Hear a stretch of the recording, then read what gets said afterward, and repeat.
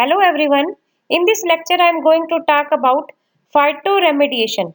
This is the part 4 of phytoremediation. In the earlier 3 parts I have talked about concept of phytoremediation, its disadvantages, advantages and 5 of the methods by which plants carry out phytoremediation. Now the sixth method, that is rhizofiltration, will be discussed in this lecture. Besides that, I will also discuss about two site-specific methods of phytoremediation and role of genetic engineering in phytoremediation. Rhizofiltration.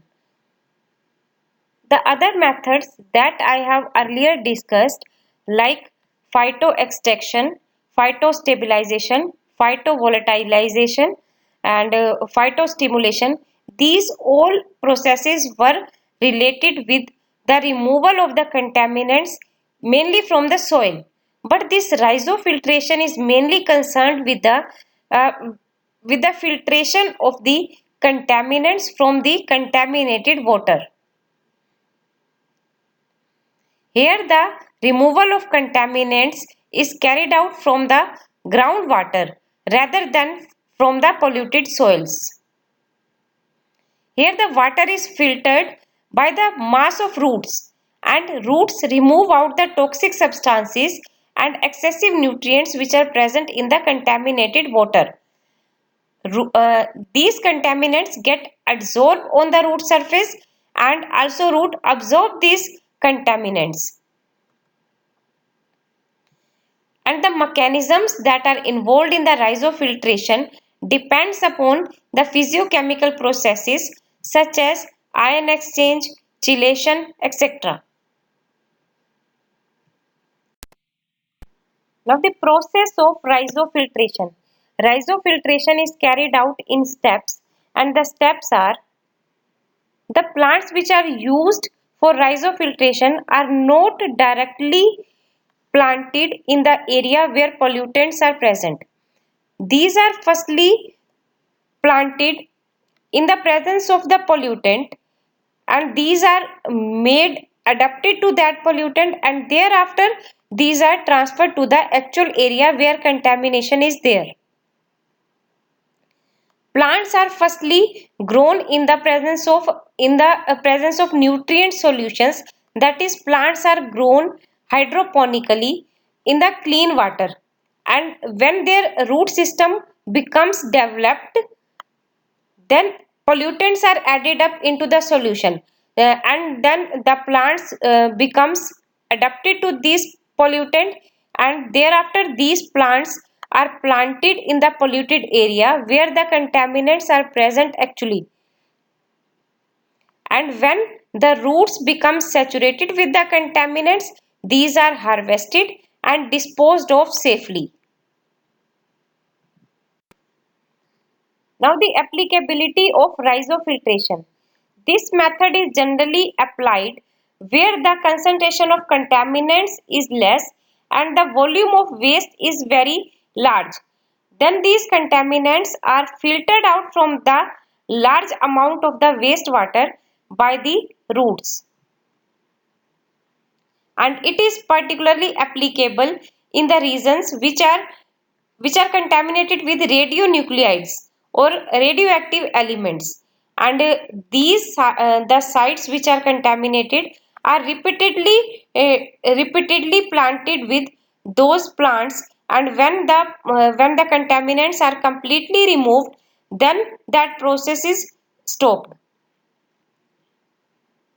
And the examples of the plants which are having intrinsic ability to absorb and precipitate the contaminants from the solution are mustard, rye, corn, sunflower, etc. So these are the plants which are generally used for rhizofiltration because their roots have intrinsic capability to filter out the contaminants from the contaminated water.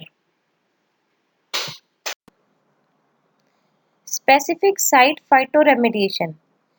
Phytoremediation can be applied on the specific sites also for the removal of the pollutants of these sites, like landfill sites near the water bodies.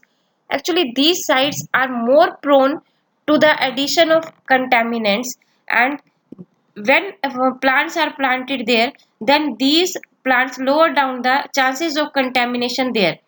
Otherwise, conventional methods are required again and again to clean out these sites.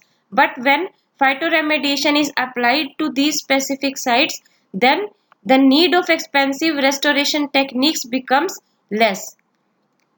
And the examples of such type of methods are riparian buffer strips, plantscape. So let's discuss these examples in detail. Riparian buffer strips. In this method, the plants are planted permanently in the form of bands or strips adjacent to the water bodies. And these plants remove the contaminants from the water bodies by various mechanisms, maybe by phytodegradation, phytovolatilization, rhizodegradation and all that. Ultimately, these plants remove the pollutants like herbicides, pesticides, fertilizers or the sediments that have been added in the water bodies.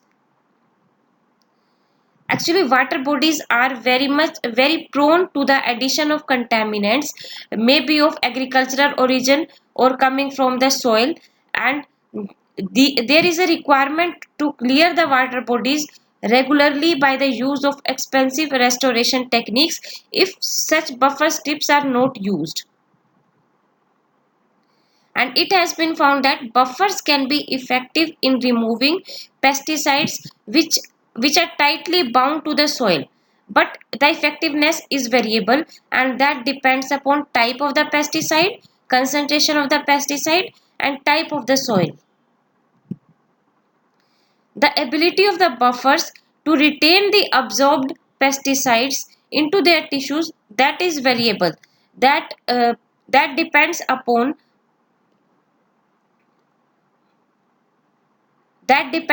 the mobility of the pesticides and the soil binding properties of the pesticides. Plantscape.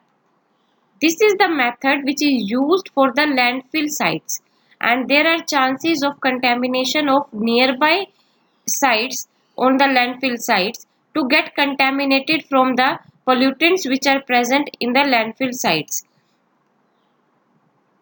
Here the plants are grown in the form of a cover over the landfill sites. Otherwise, if plants are not grown, then usually these sites are covered by plastic or clay. The plants which are planted helps to control the soil erosion, leaching of contaminants deep into the soil and thus prevent the groundwater from contamination. And these plants also helps to degrade the underlying landfill, and in this way plants help to remove the contaminants or to spread the contaminants from the landfill sites to the nearby sites. Hello everyone. In this lecture I am going to talk about phytoremediation. This is the part 4 of phytoremediation. In the earlier 3 parts I have talked about concept of phytoremediation, its disadvantages, advantages and 5 of the methods by which plants carry out phytoremediation. Now the 6th method, that is rhizofiltration, will be discussed in this lecture. Besides that, I will also discuss about 2 site-specific methods of phytoremediation and role of genetic engineering in phytoremediation.